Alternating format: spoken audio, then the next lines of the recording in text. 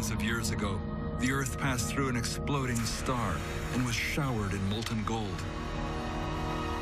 The Incas called gold the sweat of the sun and told their stories with it. The Egyptians saw it as the breath of God and buried their pharaohs in it. I kind of think that gold has an allure that is rooted somehow in our collective unconscious. In India, the Golden Temple of Amritsar is a sacred destination, a reminder of how most of the great religions celebrate gold. In all of the world, no other word still evokes such wealth and power.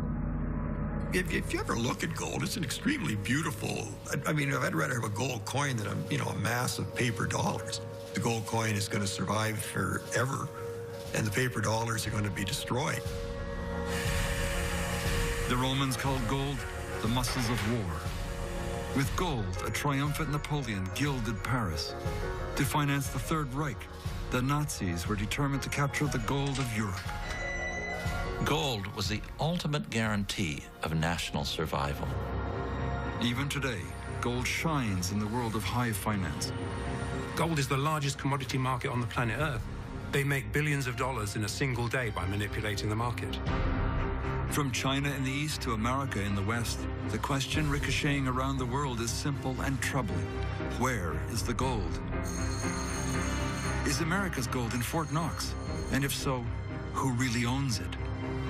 I think you have to assume that all the gold's not there. How is it possible that for every 100 ounces traded on electronic exchanges, there may not be even 1 ounce of real gold backing it up? The term Ponzi scheme comes up. The customer or client thinks he or she has something, but doesn't. There's not a lot of it. All the gold ever found would only create a cube 70 feet by 70. Even melted down, it's just enough to fill 3 Olympic swimming pools. Yet gold's magic continues to keep us in its thrall.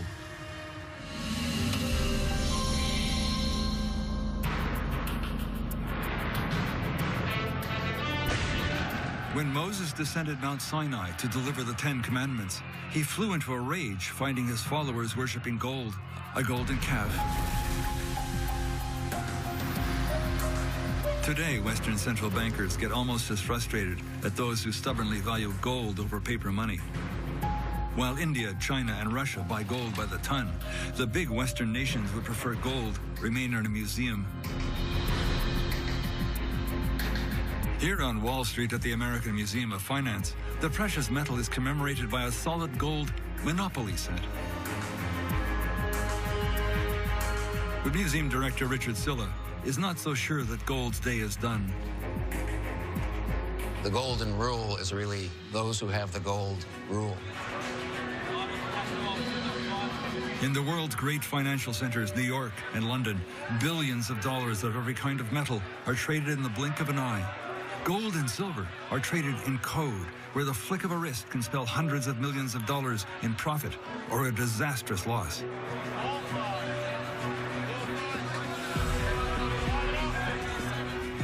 Andrew Maguire has moved in that world as a precious metal trader for decades. I've specialized in gold and silver trading for the last 30. In fact, I view gold and silver as my children. I know everything about the gold and silver market. I know why they move, and I know who's behind it. The drama revolves around bullion banks, giant international banks licensed to deal in gold and silver. Maguire says that week after week, some gold and silver traders bragged about how they used insider trading to manipulate the price of silver and gold. But it was a bottle of champagne that drove Maguire to become a whistleblower. When I see somebody celebrating with a 1,000-pound bottle of champagne because they're high-fiving each other because they took the price of silver down, on the other side of that are real people with real lives. What set me off was the realization that when you manipulate a commodity, such as silver or gold or corn or oil or whatever it might be, it has a real-world impact. Maguire says those market fluctuations don't just hurt investors, but they can have a devastating impact on mining communities in countries like Bolivia. Many point to the drop in the price of silver in 2008 from $21 an ounce to less than $9 as a prime example of market manipulation. Entire communities lost their jobs, and in some instances there were suicides. And that really, really got to me, and I thought, you know, something has to be done here. Gold mines are just as vulnerable to market manipulation. Extraction of the precious metal from the ground has changed little in thousands of years. To produce 1 ounce of fine gold requires an average of 38 man-hours, 1,400 gallons of water, and liters of cyanide. In South Africa, 400,000 men, 90% of them black, toil in mines deeper than 2 kilometers in temperatures greater than 130 degrees. The history of gold is stained with the blood of those who toil for it. Its dark power has been used for centuries to finance everything from war to mass murder. Historian Duncan McDowell. Countries with gold were countries that wouldn't be pushed around, that could fight wars, that could build up their economies. So this notion of gold as being the kind of foundation plate of national sovereignty was fundamental to the way the Western world saw itself. Gold was a driving force in the Second World War. In late 1938, Austria welcomes Adolf Hitler as a conquering hero in the land of his birth. But the image of a powerful Führer cloaks a surprise weakness.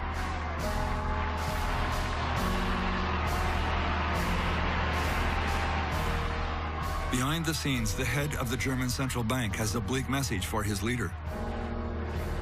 Hjalmar Schacht warns Hitler that Germany is bankrupt. Its gold is spent. Hitler fires him. But Hitler will soon go to war not only for territory, but for gold.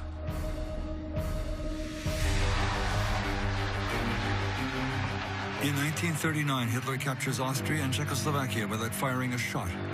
A special Nazi unit seizes their gold. Next, the Germans invade Poland. Poland fights back. The Polish army and resistance are ordered to hold out long enough to get Poland's gold out of the country. 75 tons of gold, worth billions of dollars today, are launched on a perilous journey through Romania, Turkey, and Lebanon, traveling south and east before arriving in France. But the gold would not be safe for long. In June 1940, Germany invades Luxembourg, Holland, Belgium, and France. The 14th of June 1940, the Germans occupy Paris, which surrenders without a fight. The Nazi gold squad arrives here at the Bank of France, demanding the gold of France, all $3 billion worth. But historian Didier Brunel says they were met with a big surprise. They demanded to go into the vault and saw that it was empty. Of course, they were furious. French central bankers had planned for this moment for years. Ever since Hitler came to power, the French began hiding the gold in 51 separate caches around the country, always less than a day's drive from an escape port. Now France prepares to get the gold out of the country.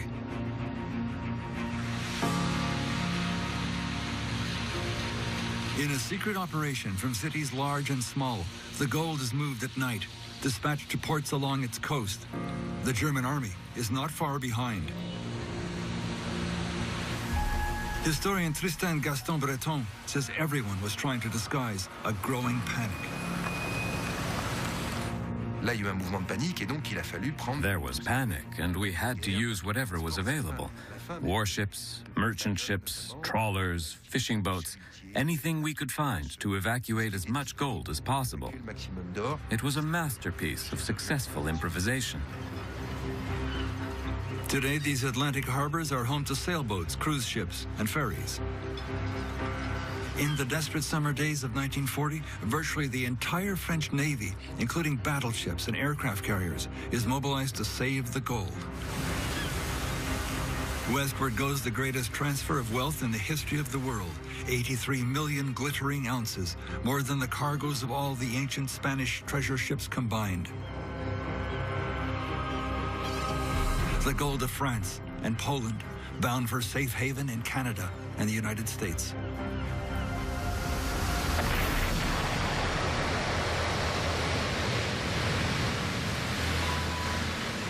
It's still unknown how many ships carrying gold and silver bullion were lost to German submarines during the 2 world wars. Those sunken bullion ships and many from bygone wars prove irresistible to companies like Odyssey Marine. No story about gold is complete without a treasure quest. It's all very modern. Odyssey is even listed on the NASDAQ Stock Exchange. The company operates out of a secret location in Tampa, Florida. President Mark Gordon says there is no shortage of wrecks. The United Nations estimates there's 3 million shipwrecks on the ocean floor. The only way to transport wealth until the mid-20th century was on ships. So there are billions of dollars of gold and silver littering the sea floor. It's pretty amazing. Tom Detweiler was part of the deep ocean team that found the Titanic. Now he brings his skill to search for gold 3 miles deep. The sinking of one of these ships could cause large companies literally to go out of business, countries to take a different course in their history, and literally change the world.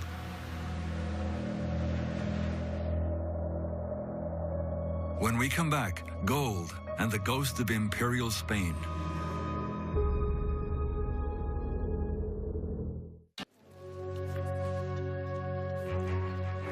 Gold and silver have always had a special allure for mankind. Since the dawn of civilization, men have been willing to risk everything for these precious metals. Odyssey Marine's Tom Detweiler.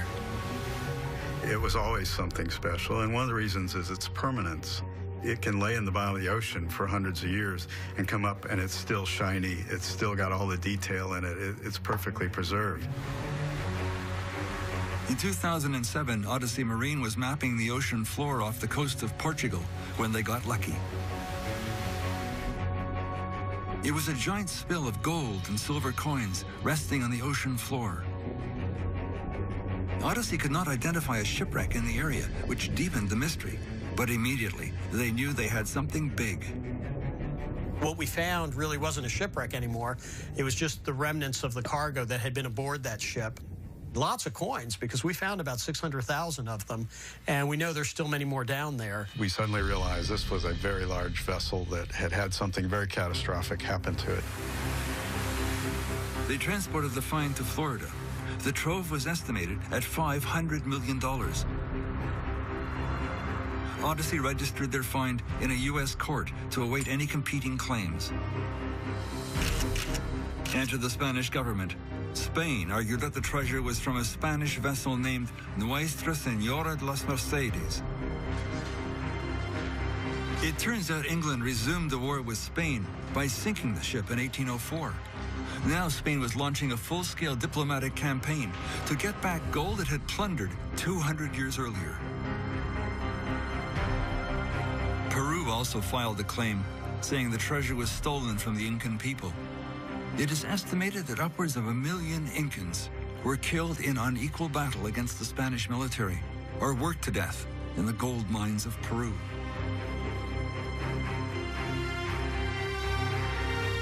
Their claim was dismissed. The court ruled Peru was only a Spanish colony at that time and had no claim on the treasure. Even the U.S. government got secretly involved. A WikiLeaks document reveals that to help a wealthy political donor recover a painting lost in Spain during the Second World War, the U.S. government made an offer. If Spain would be kind enough to give this painting back to this family in the United States, that our State Department would help Spain recover the coins that Odyssey had recovered. After spending $2.4 million recovering the silver and gold, another $2 million on legal fees, Odyssey was ordered by the court to hand the treasure over to Spain. Spinning a web of golden intrigue, once again gold's spell proves enduring. Gold taken by Spain 2 centuries earlier was returned to the plunderer.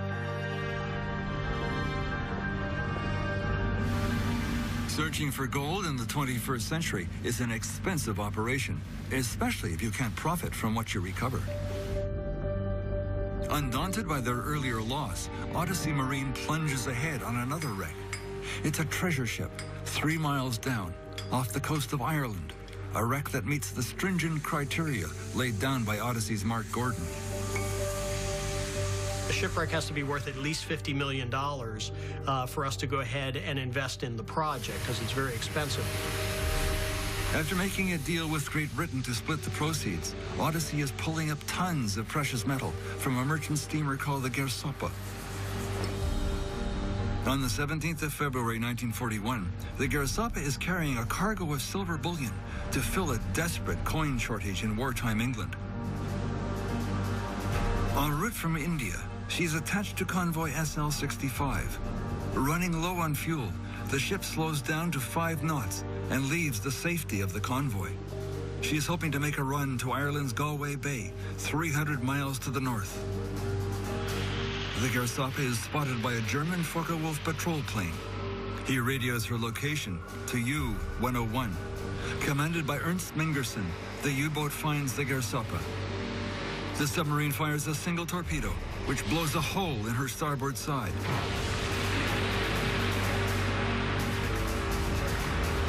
She sinks in 20 minutes.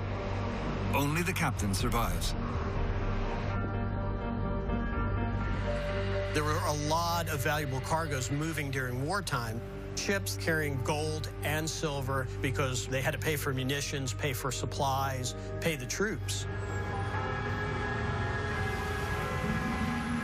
The role played by the gold of England is one of the best-kept secrets of the Second World War. In 1940, England stands alone. The War Cabinet meets in this London bunker with the knowledge that France is in the hands of the Nazis and America is remaining steadfastly neutral. With a Nazi invasion that could come at any time, Churchill issues a secret order. To keep it out of Hitler's hands, all of England's gold must be dispatched across the North Atlantic to refuge in Canada. Historian Duncan McDowell. Britain wants gold not only in its own pocket in England, but it wants it stored offshore in case, worst case scenario, Hitler comes across the channel. Churchill and the government has to leave and they have to run a government in exile. They want money to do that. Tied to the London docks sits HMS Belfast. It's a sister ship to the cruiser Emerald, selected for the dangerous task of transporting England's fortune. In the early summer of 1940, the first shipment is loaded aboard the Emerald. The gold is crated in small boxes, 2,229 of them, with a market value today of $9.9 billion.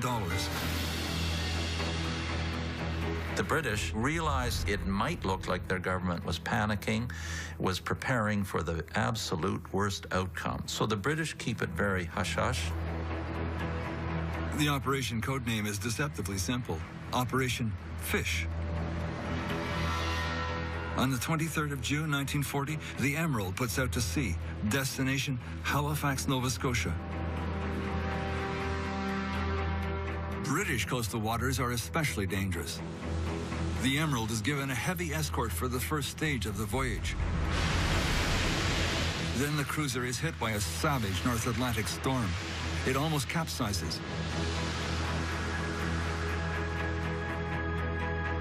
On the 1st of July, 1940, the solitary warship carrying the secret cargo docks safely in Halifax. The small crates of gold labeled simply Fish are unloaded under military guard and put aboard a secret train bound for Montreal and Ottawa.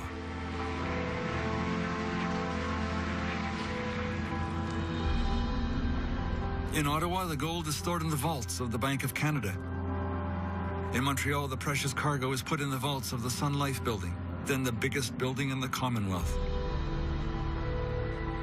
There would be many similar voyages, but for the duration of the war, not a word leaks out. Coming up, questions about another of gold's deep secrets, Fort Knox.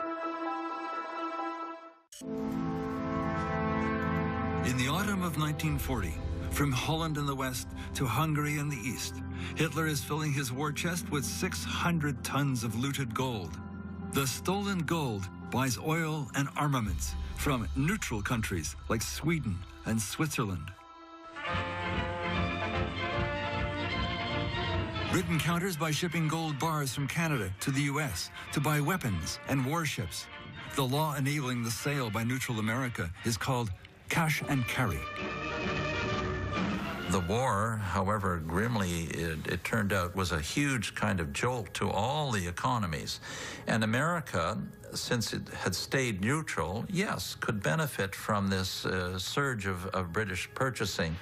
Orders expected to reach $1 billion for over 7,000 pursuit ships and bombers will mean jobs for additional thousands of skilled workers and a tremendous boom to the nation as a whole. While the gold of England helps lift America out of the Great Depression, the gold of France sits on the sidelines when it is desperately needed. Churchill asks France to release its gold to help England's war effort, which includes the liberation of France. The leader of the Free French, Charles de Gaulle, refuses. He says France needs the gold after the war to rebuild. Britain is in a really devilish position after the war, having used up their gold during the war. The French have a kind of bounty waiting for them at the end of the war.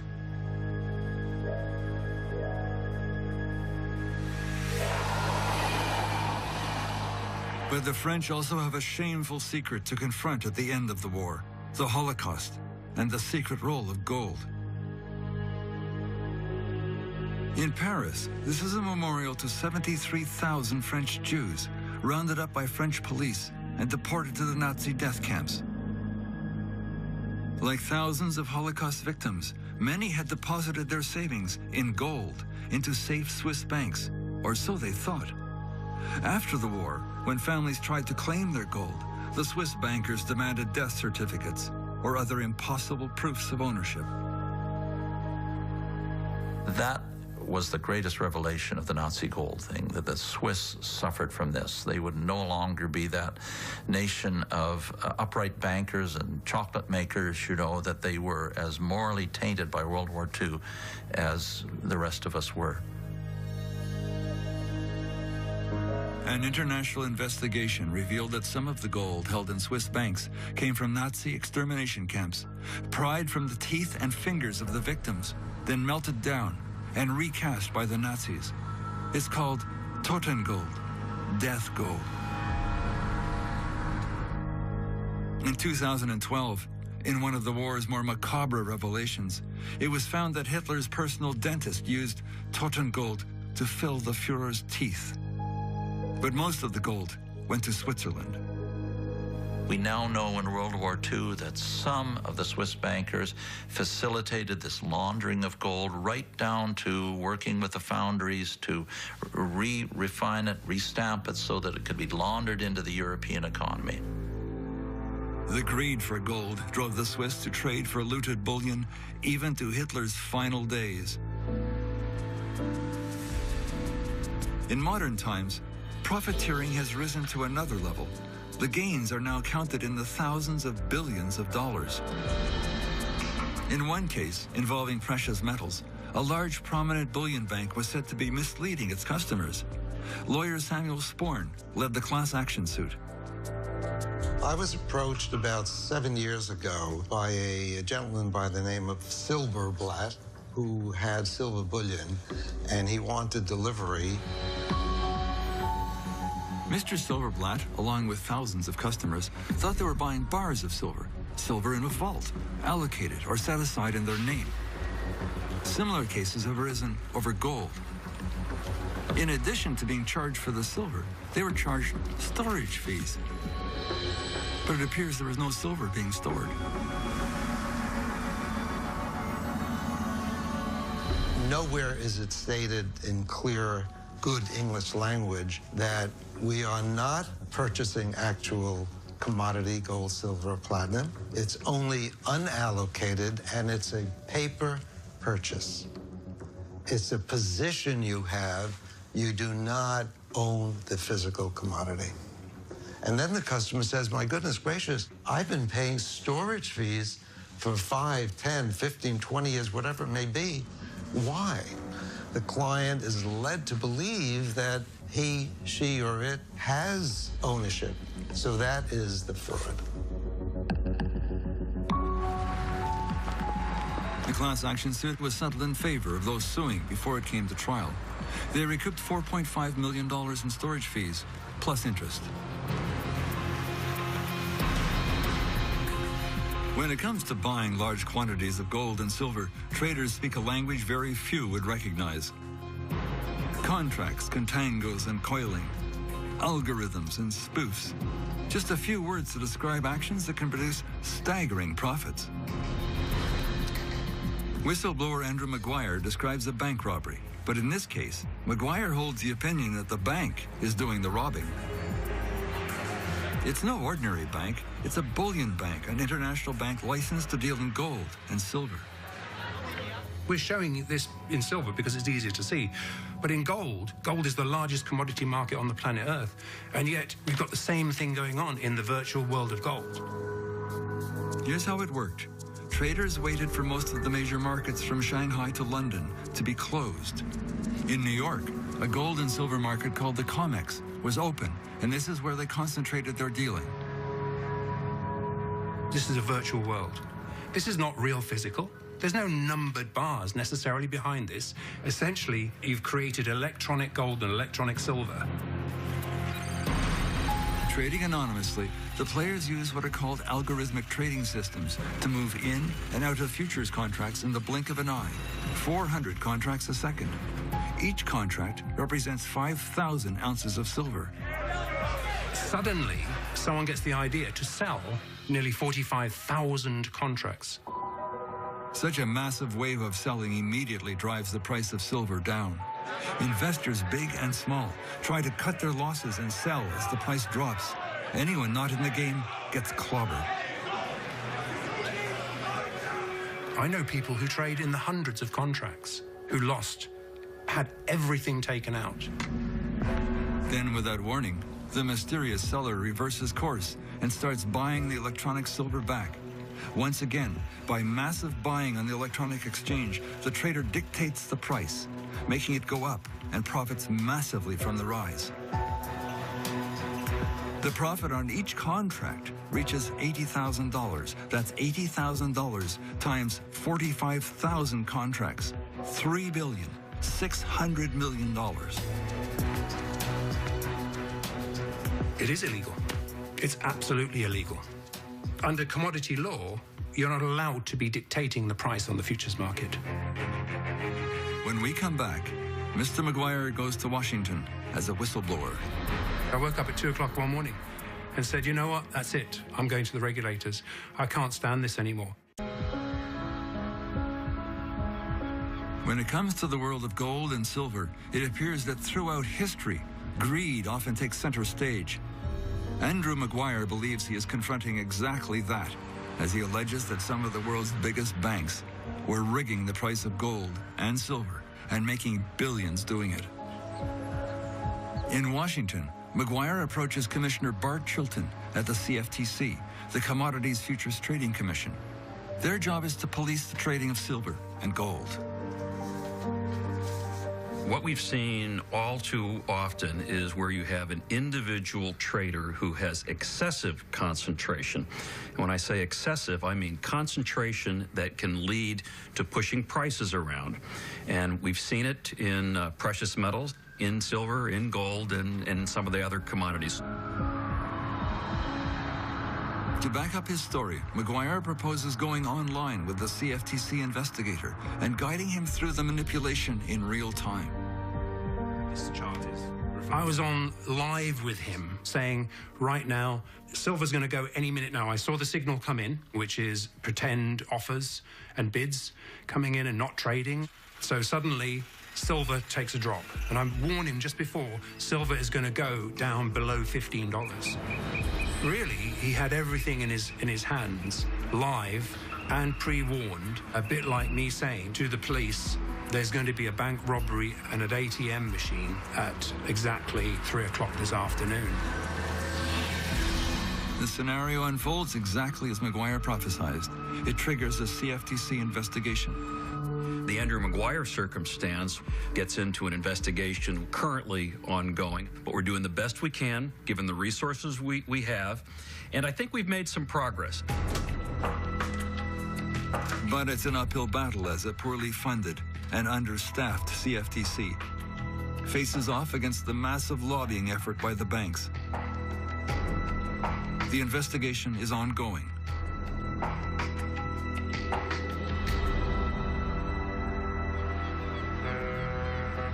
Across most of the world, the tallest building in almost every major city is a bank tower, cathedrals of finance. The Royal Bank building in Toronto takes the cake. Towering 41 stories over the downtown, it gleams golden in the morning sunshine. The answer to where's the gold? Astonishingly, it's baked into the windows.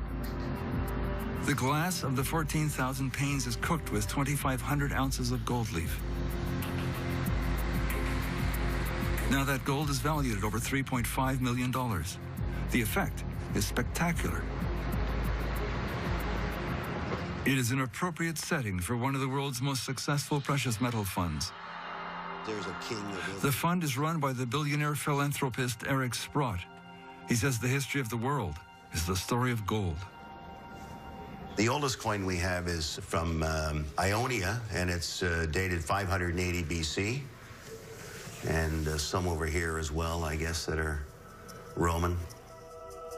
Pinned to the wall in contrast is a $1 trillion Zimbabwe note, an inflated fate Sprott believes ultimately awaits most paper currency. All of the gold in the world ever produced is still above ground because people don't lose track of gold.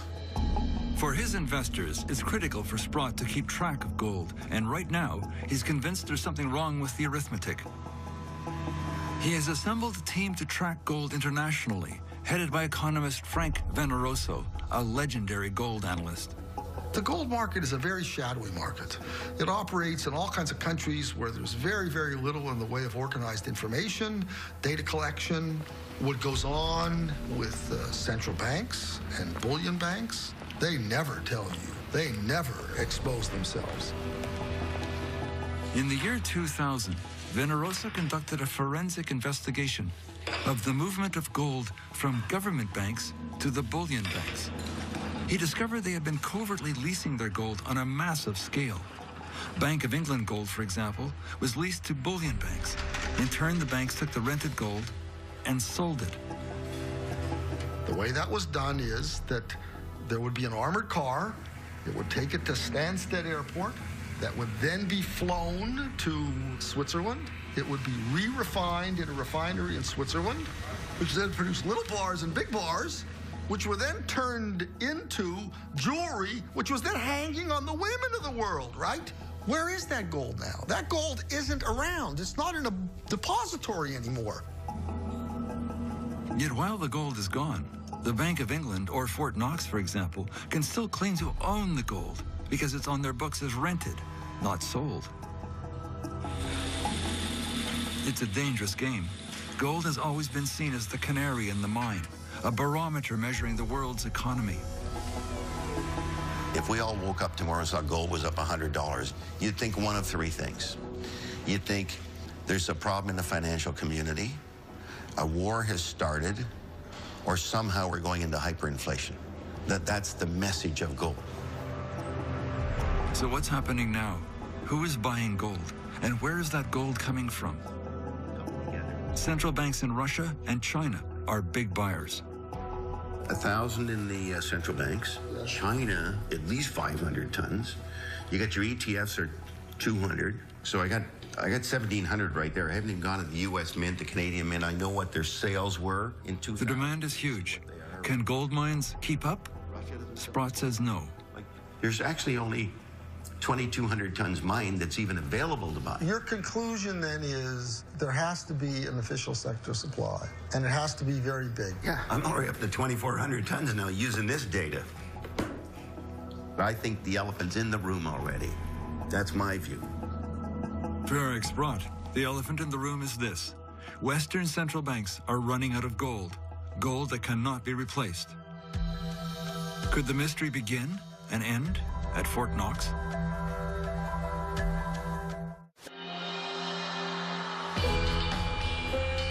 Goldfinger. Many regard the Sean Connery Bond film, featuring a Fort Knox plot, as the best of the early 007 movies.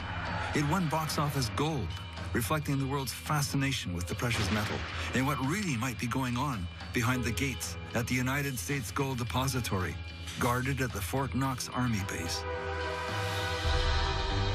The director of the American Museum of Finance, Richard Silla, says Fort Knox has a controversial history. At the height of the Great Depression, President Roosevelt ordered Americans to turn in all of their gold. Tons of coins, ingots, and jewelry. They were paid in paper dollars at $21 an ounce. What did Roosevelt do with the gold? Well, it was mostly melted down into gold bars and put in the Federal Gold Depository at Fort Knox, Kentucky. So that's where the Fort Knox gold came from. It used to belong to all the American people, and then the government nationalized it and put it in Fort Knox. The fort boasts a massive new vault in the middle of a fortified army base in Kentucky. That was the last time the gold was really counted. There's a yearly audit, but it's incomplete. The last full audit in 1954 was followed by a media show and tell in 1974. But a recent attempt to force full disclosure was defeated in the Congress. Precious metal billionaire Eric Sprott says aloud what many suspect when asked, is there gold in Fort Knox? That's a good question. There has been no audit since, I think it's 1954 or something like that. An audit would not be a difficult thing to do. I think you have to assume that all the gold's not there. By 2013, apprehension about the security of national gold reserves was not confined to Fort Knox. Venezuela took everyone by surprise by staging a political drama with gold front and center. It was really amazing to see people marching alongside the armored trucks bringing in the gold to the country. Nations like Venezuela know that blood, war, and conquest often flow like molten gold. In 1998, when Hugo Chavez was first elected president of Venezuela, he discovered that Venezuela's gold, once again, was in European hands, courtesy of the world's financial institutions.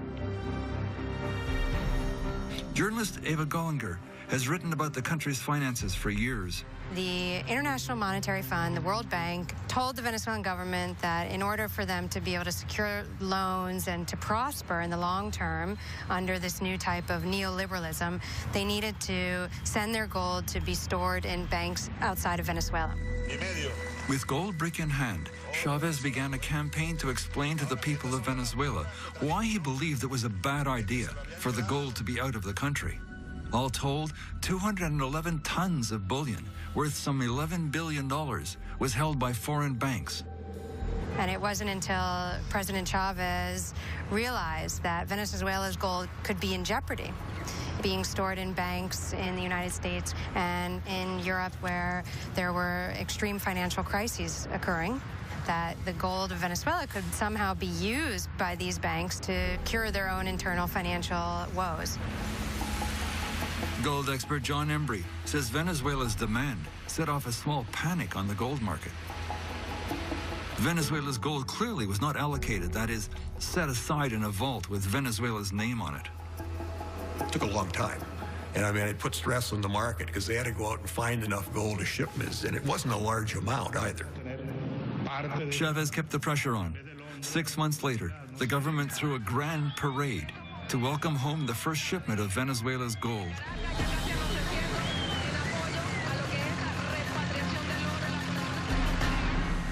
Like England and France during the Second World War, Venezuela came to understand the power of gold as a guarantee of national sovereignty.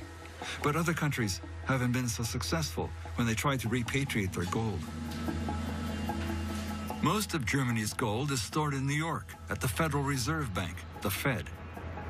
But when the Bundesbank, the German central bank, asked to see their gold in 2012, the Fed appears to have refused access, citing security concerns. Now Germany's asking for the gold back. Eric Sprott is convinced most of the German gold is gone. Well, it's obvious they don't have all their own gold.